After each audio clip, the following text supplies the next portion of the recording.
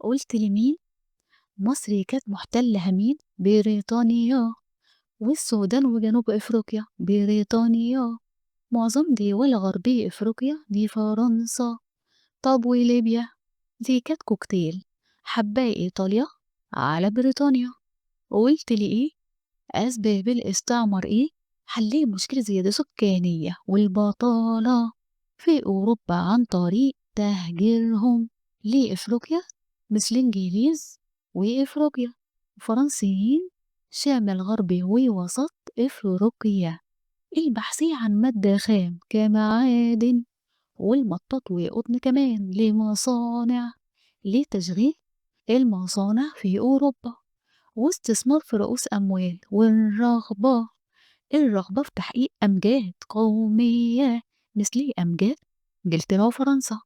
في قلدتهم في النقطة دي ألمانيا إيطاليا، فاستعمروا في أفريقيا وإقامة قواعد عسكرية لحماية مصالحها ومستعمراتها وتأمين طرق تجارتها وبس. طب يا سيدي، كتر خيرك، متشكرين.